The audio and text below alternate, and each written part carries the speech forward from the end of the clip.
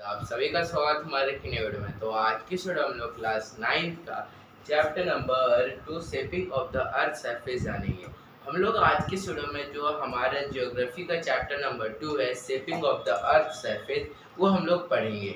आज के वीडियो में हम लोग जो टेक्टोनिक प्लेट्स क्या होता है, कि टेक्टोनिक प्लेट्स किसे कहते हैं, उसका कार्य जब हिलता है तो क्या होता है क्या नहीं, यही सब बातों के बारे में हम लोग आज की वीडियो में जानेंगे।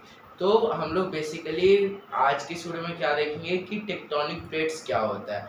हम लोग पिछले वीडियो में लेयर्स ऑफ द अर्थ जान लिए थे, जैसे कि आप यहाँ पे देख सकते हो इंटीरियर ऑफ द अर्थ, फिर लेयर्स ऑफ द अर्थ, जो कि 3 लेयर्स हैं।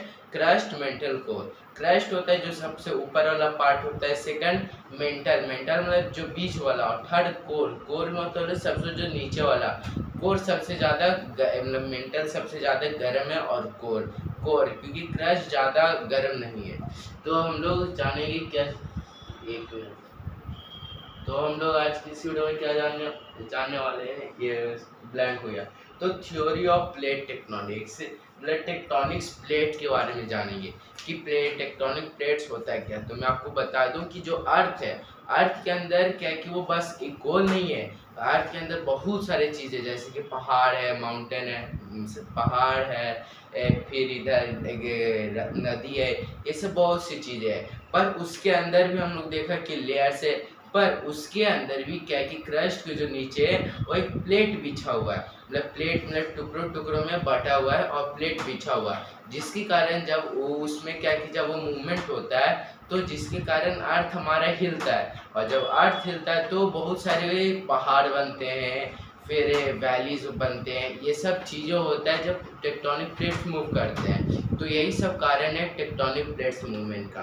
तो हम लोग लाइन टू लाइन देखते हैं। The earth crust is not one continuous surface, the earth crust ही नहीं है surface, instead it is divided into several large and small pieces known as tectonic plates. मतलब कि जो अर्थ क्रस्ट है वो बहुत सारे भागों में बांटा गया है, कि बहुत कुछ बड़े भाग में, कुछ छोटे भाग में। उसी को हम लोग क्या बोलते हैं, टेक्टोनिक प्लेट्स बोलते हैं।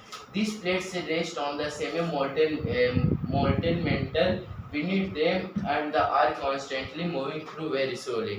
ये कहाँ पे, अर्थ के नीचे लाई करते हैं और मेंटल के ऊपर।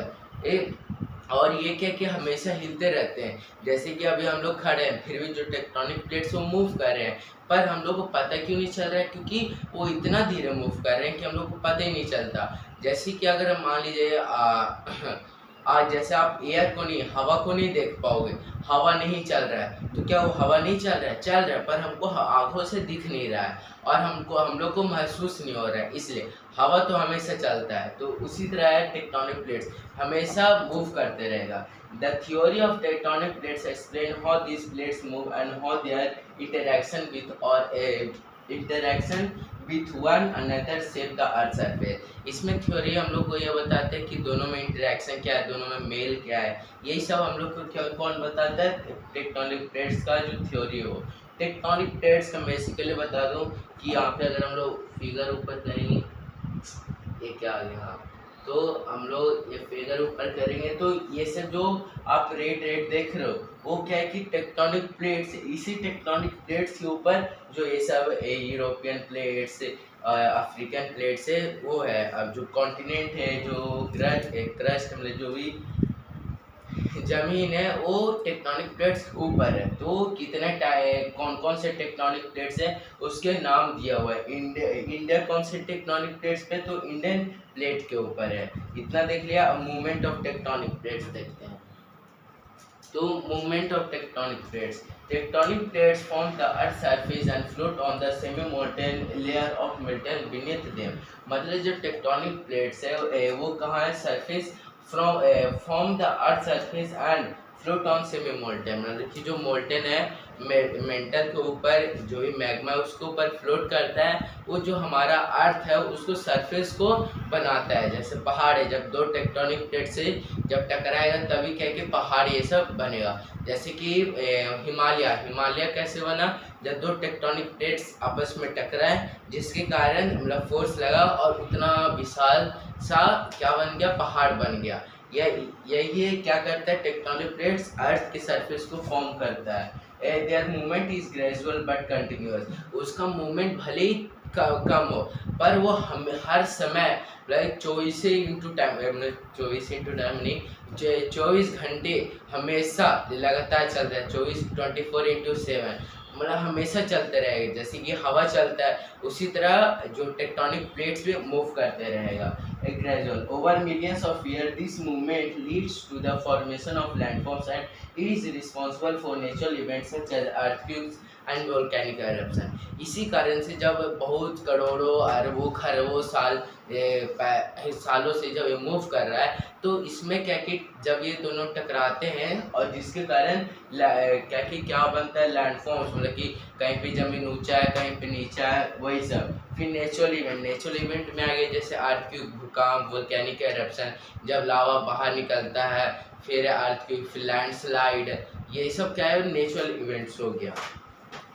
तो ये है। अब हम लोग ऊपर देखते हैं टाइप्स ऑफ प्लेट, देखते हैं कि कितने टाइप्स के प्लेट है। तो बेसिकली जो टाइप्स है प्लेट के मोमेंटम, टेक्टोनिक प्लेट 3 तरह के हैं, डाइवर्जेंट प्लेट बाउंड्री, एक कन्वर्जेंट प्लेट बाउंड्री और ट्रांसफॉर्म प्लेट बाउंड्री।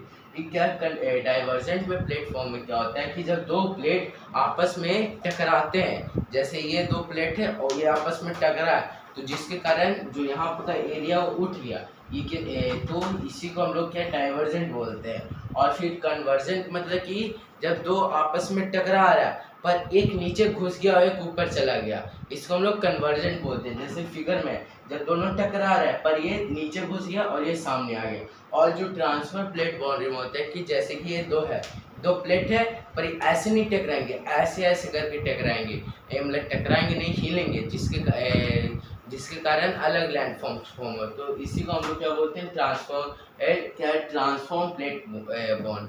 तो आई होप आपको समझ में आ गया होगा। तो यहाँ पे पूरा डीपली में आप इसको पढ़ सकते हो, ऐसे हम बता दिया। हम लोग आगे चलते हैं।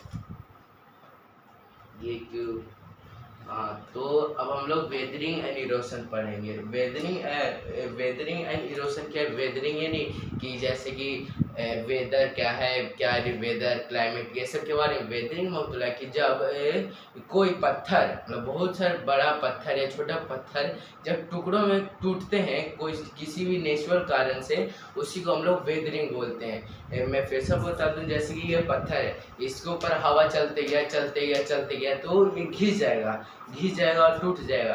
तो जिसी के कारण से वो बड़ा पत्थर था छोटे पत्थर में कन्वर्ट हो गया, छोटा वो और छोटा में। तो यही है, क्या हुआ यही है वेदरिंग। इरोजन में जैसे वो पत्थर टूटा पर उसको कोई एक जगह से दूसरी जगह लेके चल गया, जैसे हवा के कारण, इसी को हम लोग क्या बोलते हैं, इरोजन। तो पढ़ते हैं, the earth surface is not static but constantly changing. Rocks that seem hard and permanent gradually break down over time due to natural process। जो आप अभी पत्थर देख रहे हो वो ऐसा नहीं था, बहुत पहले ये बहुत बड़ा था, पर नेचुरल कारण से जब टकराते गए तो ये अलग फॉर्म हो गया। मतलब कि बहुत सी नेचुरल प्रोसेस से वो ब्रेक डाउन हो गया, मतलब छोटे टुकड़ों में टूट गया। Two important process responsible for this changes are weathering and erosion. जब वो पत्थर टूटे तो बेसिकली ये दो कारण से, वेदरिंग से और इरोजन से, जो कि मैं आपको अभी समरी बताया। All through this process are related, they are different and play distinct role in shaping of the earth. और यही क्या है जो अर्थ के सरफेस को एक फॉर्म करने में बहुत ही मदद करता है। तो आई होप आपको इतना तक समझ में आएगा। वेदरिंग और इरोजन हम लोग नेक्स्ट वीडियो में जानेंगे बहुत ही डीपली में। अगर आपकी वीडियो अच्छी लगी तो लाइक शेयर और सब्सक्राइब करना मत भूलिएगा। और आज 26 जनवरी बोल रहा हूँ, आज क्या है 26 तारीख है, 26 मई। आज क्या है जो क्वालिफाई 1 है RCB वर्सेस जीटी, वो आज मैच होने वाला है। तो कमेंट बॉक्स में बताइए कौन जीतेगा। Thanks for watching, bye bye.